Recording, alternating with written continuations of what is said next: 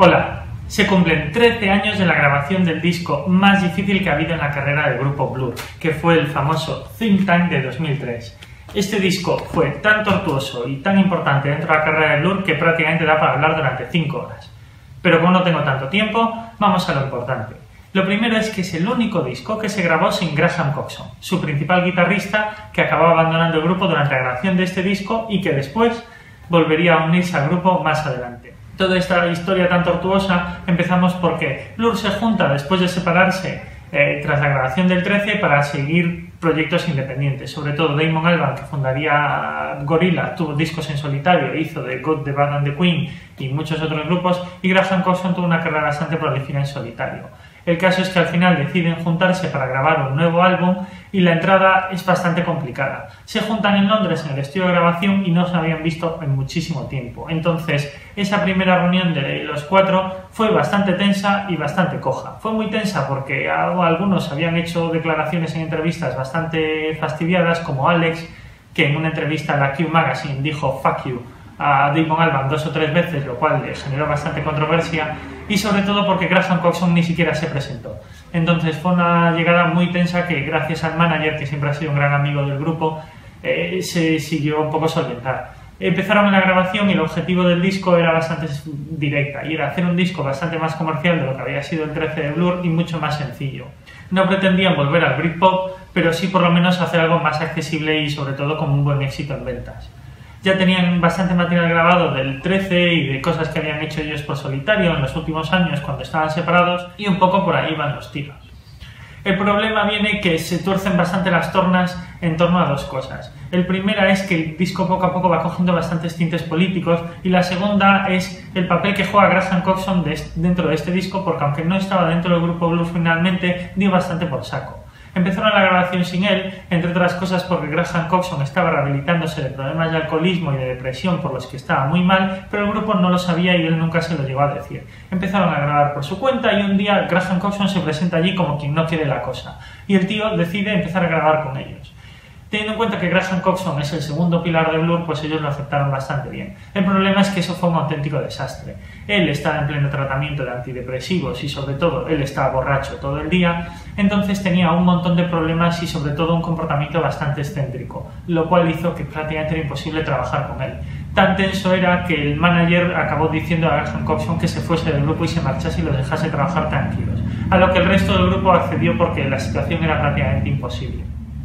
Graham Coxon no solo estaba en un punto muy malo de su vida personal, sino que encima estaba muy descontento con unas cosas que estaban pasando por el disco. Pasaban 3 cosas. La primera es que Damon Albarn había prácticamente eclipsado todo lo que tenía que ver con el disco y le estaba haciendo el todo en solitario y los usaban los otros dos prácticamente como pelele. La segunda es que Damon Albarn, que cada vez estaba más interesado en la electrónica, estaba haciendo que el disco poco a poco fuese a caminos demasiado electrónicos. Para que os hagáis una idea, Fatboy Slim es el productor del Think Tank. Entonces os podéis dar una idea de lo pesado que era Damon Albarn con el rollo electrónico. Y la tercera pues es que Graham Coxon estaba verdaderamente insoportable y eso no había nada que hacer. La única aportación que tuvo Graham Coxon al disco, llegó a grabar 3-4 cosas el único día que estuvo presente, fue en la última canción, el Battery in Your Leg, que él hizo algunos arreglos de guitarra y es en la única canción en la que él toca la guitarra y en la que salen los títulos. El resto del grupo él no existe. De hecho, él hizo algunas grabaciones de guitarras en otras canciones que finalmente fueron eliminadas. Yo creo que un poco ahí por rencor hacia Graham Coxon.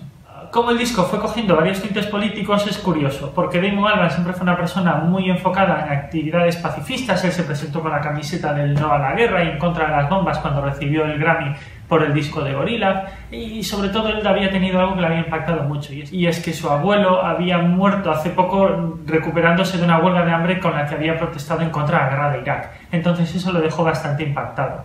Lo que iba a ser un disco basado en el clubbing nocturno de Londres, de pasarlo, de salir bien, de juergas, acabó poco a poco convirtiéndose en un disco con muchos tintes políticos. Y quedó ahí una temática bastante difusa entre salir de fiesta y pelear contra la guerra. Entonces, si os fijáis, hay canciones como el Out of Time que prácticamente van contra las guerras, contra las invasiones, y luego hay canciones como Ambulance o como Battery in Your Leg que van directamente a salir de fiesta. Entonces hay como ahí una especie de mejunje un poco extraño, pero que finalmente funcionó bastante bien.